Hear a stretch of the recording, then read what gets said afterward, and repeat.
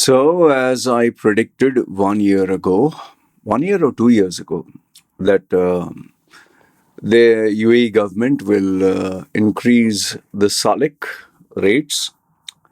The UAE government will most probably have variable rates, and there will be more Salik toll gates coming up. I predicted this, I think, 1 or 2 years ago.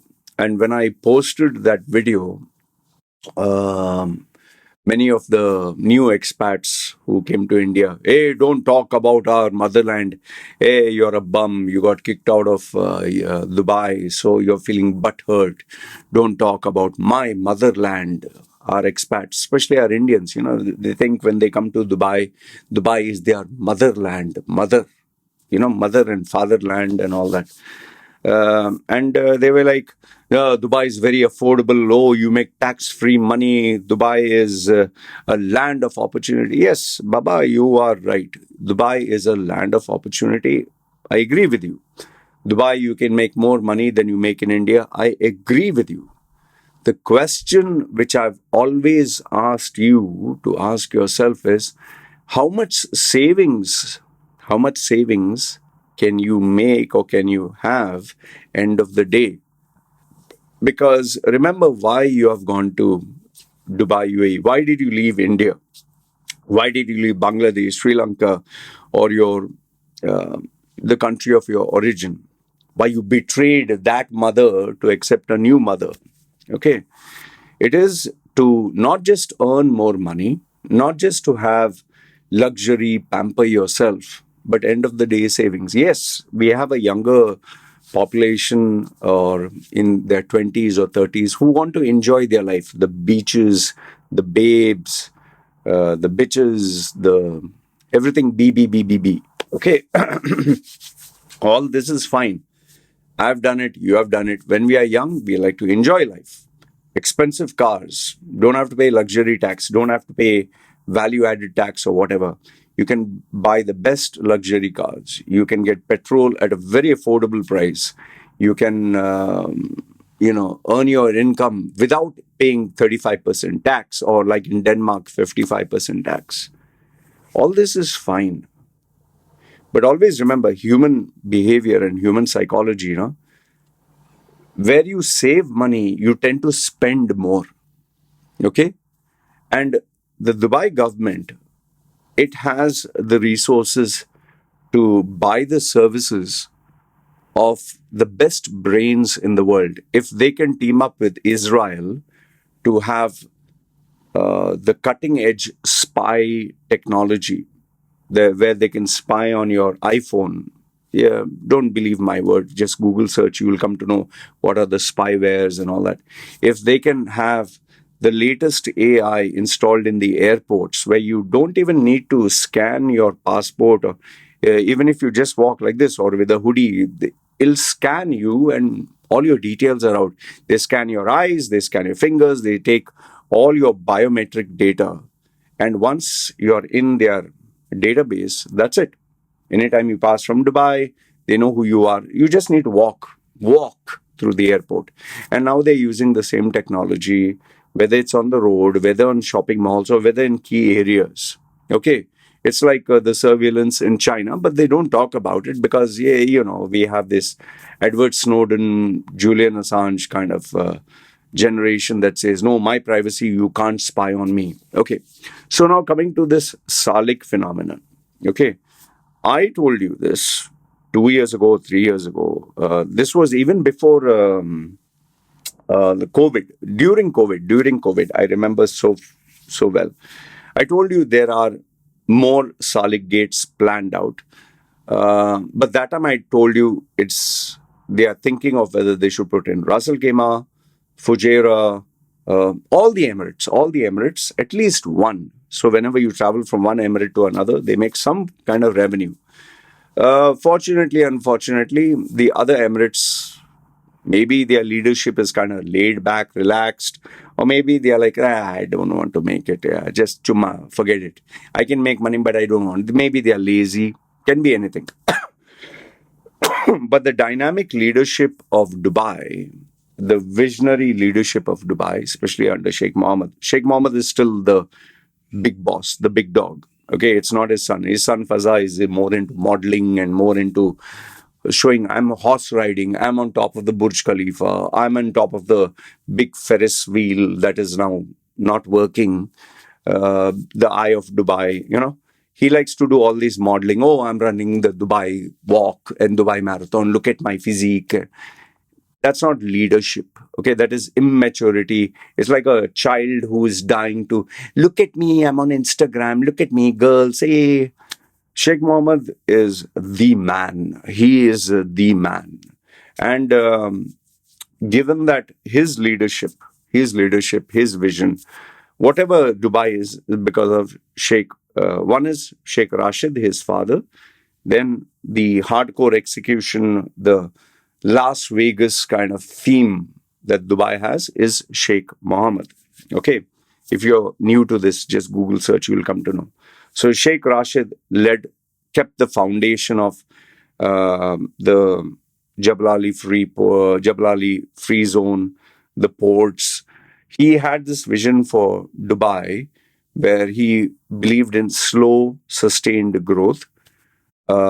Sheikh Mohammed came and took Dubai on steroids. Okay, he wanted everything fast, fast, fast. He succeeded in some things, but he failed in many things. And that's normal for people. But where he failed, it was the most expensive failure. Palm Island 1, 2, 3, Dubai World, Logistics City, Falcon City,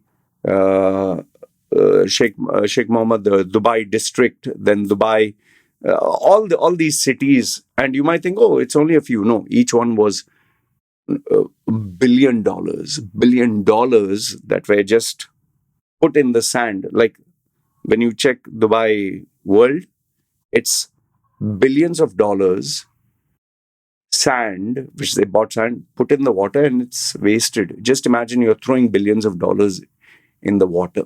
Okay. So, but the good things he did was Dubai Metro, Dubai Salik, so that he can get some money. And, the buses, routes, and all that, he has improved the infrastructure. But now he needs more money.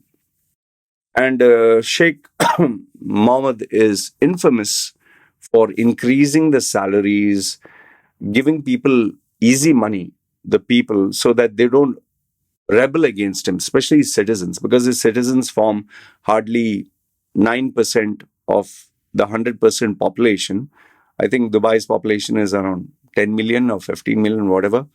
Wait, I'll give you UAE's population 1 second. UAE's population is hardly 9.5 million in 2023, out of which less than 10% is Emiratis.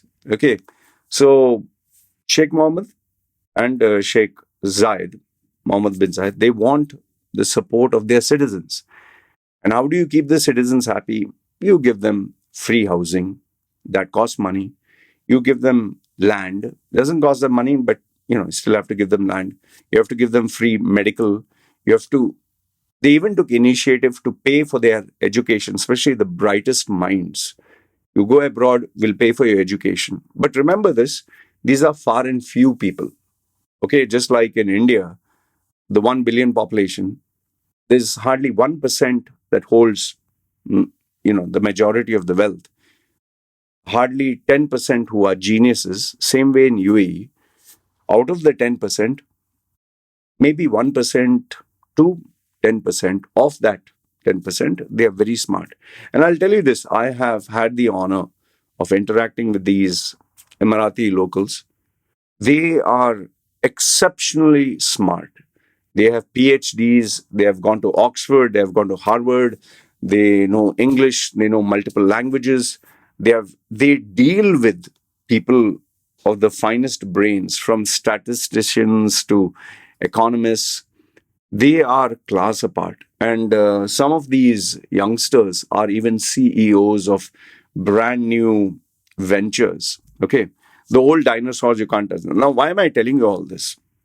All these initiatives that Sheikh Mohammed and Mohammed bin Zayed that they take, the space, funding the rocket that is built in Japan and fired from Russia or Japan. UAE's spaceship has landed on bloody the moon or whatever, or is circling the moon. They show you a dummy kind of what do you say, like a NASA station. It's just a bloody studio, man. They'll take for media, but all this costs money. And to show off all this money, you either have oil, which is limited for Dubai, or you can show foreign exchange that comes in, that is the tourists. You can charge them, okay, you have to pay for this. There's a small surcharge for this. Okay, you're taking a house. There's a percentage you have to give me. Water, electricity, you have to pay me. So, and they're selling visas. So more money comes in. Okay. But remember this, expenses, they never stop. They never end. Even this Dubai run that they did, you might have ran for free or you might have paid a small amount. Okay. But to organize the whole bloody thing costs a lot of money. Where does this money come from? This money comes from you. You have to pay this money. So Dubai, what it constantly tries to do is constantly tries to charge you one more dirham from somewhere. Okay, parking, you're paying $2. Okay, I'll charge you $4. Okay, you are, you're passing by Dubai Mall. Okay, I'm charging you $2. I'll charge you $3. Okay, before I gave you 4 hours, you can park. I'll charge you only 3 hours. The same amount you pay me, you can only park 3 hours. Fourth hour, I'll charge you. So every time they charge you $1 or 1 dirham extra, if you take the population of 10 million and everyone is charged 1 dirham, it's 10 million. So always remember, see, you may not know this, but in online coaching or online business, okay, there is a very famous saying. You can either have one customer that can pay you $1 million, or you can have 2 customers that can pay you $500,000, or 4 customers that can pay you $250,000, or you can have 10 customers that can pay you 100,000, or you can have 1 customer, each one pays you 1, and get 1 million of these customers. Which one is easy? So it all depends. Now, UAE cannot charge one person 1 million. Then the high network individuals, they'll say, you're charging me too much, man. I might as well take my wealth and illegal black money and go to some of those Cayman Islands or Switzerland or somewhere else. UAE is saying, you rich guys with all this cryptocurrency money, unaccounted money, black money, come here. We're not going to charge you any money for this. We're not going to charge you any tax. Just put your money, park your money in the bank. We will not ask you where you bought it from. Just put the money in the bank. So we have liquidity. We will not charge you any tax. Buy whichever house you want. Buy whichever house. No questions asked. The money that you must have sold, you must have cheated people in cryptocurrency, or you sold with drugs, or you did with some kind of mafia work, or this money you hid from the Indian government, you have to pay tax, but you're putting it in Singapore or some other place. Please bring it here. Okay? The 1 million, $10 million, whatever. And buy a house, buy a property. We will close our eyes and not ask you, where did you get the money from? Because if you do the same in USA, or you do the same in any Western country, they'll say, you just opened the account and put 10 million here. Where did you get it from? We need to account all this. United States or any of the Western countries, if you suddenly buy 10 million, 100 million, whatever, the investigation, they'll start. Where did he get this money from? Who's he? Do a background check. Where is he coming from? So UAE also can do this very easily with the technology from Israel. They know where you're from. They know whether you're part of the Irish mafia, the African mafia, whether you're wanted in this country, that country, whether you're part of India's, even Dawood Ibrahim nicely relaxes in UAE. This has been happening from the 80s. Dawood Ibrahim, if you don't know, just Google search when the 80s, when used to have India Pakistan cricket matches. Dawood Ibrahim used to sit openly. He was wanted in India, wanted criminal. So, all these guys, what UAE government says is say, listen, you're a criminal abroad, fine. You do your illegal stuff abroad. But when you come here, please don't do anything illegal. Do everything legal. Bring your legal money. We will not ask you where you bring it from. Park it in the bank, buy a property, buy a house, ensure liquidity, create a legit business, a supermarket or car wash or whatever, and give people jobs. They're happy. But just don't make a big noise. Like hush puppies, don't make a big noise on social media. Oh, here's my 5 Bentley cars. Here is, I'm buying gold bracelets from here to here. Don't show off. Keep a low profile. So now I was talking about high net worth individuals. So where does this Salik come in? Now, out of the 10 million population, not just 1% maybe high net worth individuals. The rest are expats. The expats who are there, let's say roughly, for the sake of calculation, there is 10 million expats. Just let's assume. So now 10 million expats are there. Majority are from India, especially from India. And majority are South Indian Muslims, Kerala. You're enjoying your nice life. You are going to work. You're coming back. You get your salary. You'll go to Lulu. You'll go to Carrefour. You'll buy discounted chicken. You'll buy discounted food. You'll cook at home. You'll save electricity, save water. You'll send your children to an affordable school. Okay, you're living a good life. But then Dubai, the government is like, okay, you are having a good life. What about us? Yeah, means I'm giving you a visa. You paid me money for the visa, fine. I'm giving you nice roads. Electricity is 24 hours. Medical, this thing, you get the finest. If you pay extra money, then they'll cut your legs in safely.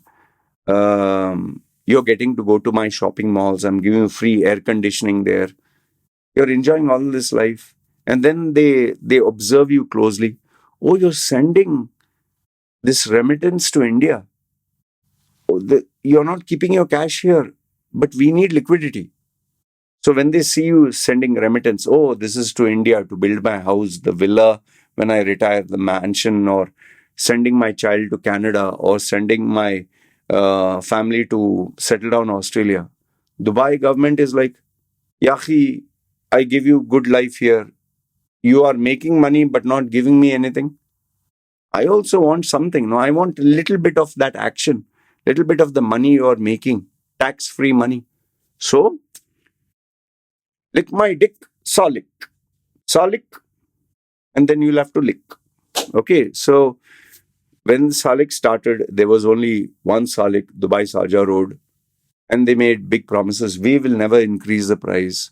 You only pay during, you only pay 4 dirhams 4 times and travel unlimited. Then from 2 became 4. I think it was Garud Bridge. You know the history, man. Then it became, 8 Salik toll gates. Then from 4 became, 4 times 16. Then it became every time you pass by during the day you pay, nighttime free. Then they said nighttime also now you pay. Every time they would charge you little bit extra. They would charge you extra, you'd be angry, they'd wait for you to calm down. Once you feel this is normal, then they charge you one more extra. So as of now, they're not happy with the 4 dirhams. They're not happy with the 4 dirhams. 4 dirhams is too less. Every time you pass by 4 dirham is still too less. 24 hours a day, you pass by anytime, it is still too less. They want little bit more. So they have conducted these studies whereby they have found out, how can we charge them more money? How can we make it 5 dirhams? How can we make it 6 dirhams? How can we make it 8 dirhams? So they have started this so-called variable pricing. In other words, what they're trying to do is they'll give you the illusion that I'll charge you less money. It's an illusion. Huh? I'll charge you less money during the non-peak hours. That means you're sleeping at home. 100 guys are sleeping at home. Why? Because you have to go to work the next day. So they'll not charge you then. They'll charge you 4 dirhams, normal. Okay, or they'll just say free for 12 o'clock to 1 o'clock night, which is free now. They will start charging you later on. Take my word on it. I'll write and give you. They will charge you later on. But for now, they'll tell you for free. So from midnight till 4 o'clock, free, for example. So you can sleep at home, no need to worry. But after 4 o'clock, now I will charge you little money. Now I'll charge you little money. Okay. So it'll be 3 dirham or 2 dirham. Oh, 6 o'clock, you have to go to work. Peak hours, boss, peak hours, I have to make money. So I'll charge you 6 dirham or 8 dirham. You have to reach work, 8 o'clock. So until 9 o'clock, you'll pay me double. Okay. What they are trying to tell you is, see, we are flexible. I give you free from midnight till 4 o'clock. I give you free, no? Why don't you go to work that time and park your car below the building? I'm giving you free. Okay. But if you're going to travel peak hours, boss, you pay me double. And how many people go to work during peak hours? Almost everybody. So in other words, I'm going to exploit you when you need to go to work or when you need to travel the most. I'm going to charge you double or 6 dirham or whatever, the maximum. But when nobody is traveling, for free. That is also, let me tell you, it's a temporary arrangement. Because they'll wait for you to digest this new extra cost. Once you get used to it, in a year or 2 years, they'll say, boss, we were giving you free from 12 to 4. Traffic has increased. We have to charge you 4 dirham. Sorry. Anyway, it doesn't impact you because you're sleeping, so you pay 12 to 4.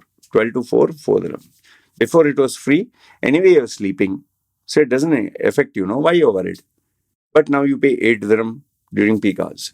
So they will squeeze you hook or by crook, giving you all bullshit. It reduces traffic. It encourages people to take alternate routes. Who the hell is going to take a bloody metro when the metro is packed jammed? Let's say, for example, you're the senior manager of a company. You have to reach 8 o'clock on time. What are you going to do? Get up at 4 o'clock in the morning just to avoid traffic and just to avoid the rush in the metro or the metro. Okay, let's say, for example, the route is from here to here. Metro goes straight. Example, it goes straight. But now, instead of straight, what if you have to go this direction? There is no metro here. There is no bus. And the taxis overcharge you. So how the hell will you go? From here to here, you can go. What about here to here? Okay, I'm going to park my car. Park my car also, you have to pay Salik. Then you have to pay parking fees. And if you're late, you have to pay, what do you call that? You have to pay the fine. The fines are not cheaper. The fines keep getting more. So invariably, what they're doing is you saved 1,000 and you send the 1,000 back home to your country, India, Sri Lanka, the 1,000. Sorry, I want a bit of that money. I want a bit of that action, that delicious pie. I want a slice of it. So tax-free, we are tax-free, but this is not tax. This is just my share. So this is the logic that UAE uses. Now, they started a variable pricing introduction from 2025, which before they denied. They have, that means their expenses are much more, so they need revenue, okay, to announce these big projects, tallest building and underwater hotel, and we are going to give you what? Think green revolution and all that bullshit. Okay. They will also give you the masala. See, we are encouraging you to use alternate transport. In the bloody heat of 50 degrees in the heat, you're going to wear a suit and stand for 45 minutes to wait for metro, and then 45 minutes to wait for the bus, and then, walk to your bloody office. To reach the metro, there also you have to get a taxi and you have to get a bloody bus. And to wait for the bus, you're going to wait 45 minutes and then travel 45 minutes going from every station. And what if it's, there are too many people waiting? Then you have to wait for the fifth bus. More toll gates are coming. Um, as of now, the people I've spoken to, around, I think, 8 more toll gates are coming. They are harping about this electric vehicles, but electric vehicles, my dear, is far more expensive, far more expensive, because if any part of a Tesla, for example, is not working, you can't repair it in a ordinary shop. You have to only go to Tesla, repair. You have to not repair, replace the whole thing, and you have to pay, which is more expensive than the real car, and it's very hard to maintain it. What if you break down in the middle of the road? How do you electric charge? You have to pay money to a truck that drives on diesel fuel, taking that electrical charge. And Dubai has a lot of plans for 2025. They want to bid more projects. They want to show off. But they need money to show off, right? If you want to show off, you need money, right? So, how does it impact you, expats? You'll have more financial burden. You'll have less savings. Small businesses will increase the cost. Cost of living is going to increase. You're going to have purchasing power, which is going to decrease. Uh, you'll see a shift in the houses. Many people will change their houses from where they are to some other place, some other avenue. Um, Traffic redistribution, I'll just give you my thoughts here. See, you can either go 1 hour in the traffic jam where there is Salik, or you can take 1.5 hour or 2 hours driving full speed, burning more petrol and the wear and tear on the machine, which is actually even worse. Rent prices are going to increase a lot. You're really going to feel the crunch of the rent. I told you this. You guys are making fun of me. Motherland, motherland. Now, enjoy. And, you know, um, it'll become harder to retain people because people will change their jobs. They'll look at bigger salaries. Maybe they'll even look at, staying in Dubai. What am I saving? Might as well travel, might as well go abroad. But the old timers will have no choice. They will struggle because for them, Dubai is Dubai. The addiction that is there. You cannot leave Dubai because it's a very big decision. If you leave Dubai, where will you go? Where will your children study? How will your wife manage? You'll have to start from zero. So they know majority, at least 80%, will not leave Dubai. um, Companies will also have to bear the extra cost of, um, their vehicles traveling. Employee, costs. They'll have to factor this cost into employee expenses, employee retention, employee transportation costs. And last, if not the least, the ones who will be hit the most and will really feel the pinch will be middle class people. Where before initially you were saving, example, you were saving $1,000 because of the cost of living. Now you'll save maybe $900, but now because of the Salik increase, you'll save $800. Then the rents will go up, everything will go up, and you might end up saving maybe 600. So before you were saving 1,000, slowly came down to 900, slowly came down to 800. Mark my words, you will feel it. Anyway, Dubai is the land of bling, show off. You want to show an Instagrammable success. You got what you wish for. You'll enjoy a good life. You'll have good cars, good houses, good infrastructure, pathetic education, questionable medical treatment, insurance which only is namesake, but when you need it, they'll never give you.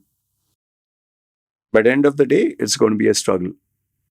It's going to be a struggle for you to earn money, spend money, earn money, spend money. It's like a rat race. You're living, you're a king. It's like a king's lifestyle rat race. But what do you save in the end? That, what you save in the end, that is what matters. So my only advice to you is focus on getting a better, well-paying job, a job that pays you more money for the same hours that you work. That means if you were getting $5,000 for 8 hours of work, obviously working 10 hours, aim for $6,000, aim for $7,000. And it's possible if you have a strategy. Anyway, you guys let me know what are your thoughts. And I told you this, I'd predicted this, more Salik gates and more charges. Fines will also start. Just watch. They'll also charge you more money for traffic fines that you'll be like, huh? From where did I get this fine? Oh, you traveled the wrong way. You stopped in the wrong direction. Oh, you forgot to renew your Salik. All this will come. Anyway, rent prices, they're going to go up because now the demand for new housing, people are going to change their houses. Certain areas are going to be more expensive. Purchasing power will increase. Purchasing power will decrease. Cost of living will increase. And it's going to impact your savings. They will have higher salaries, better jobs. Better grab onto that. Anyway, good, bad, ugly. Let me know your thoughts in the comments below. And to those Indians, motherland, UAE is motherland. Enjoy. Have fun. I think UAE National Day, Independence Day is coming now. Enjoy. Have fun. Okay, take care.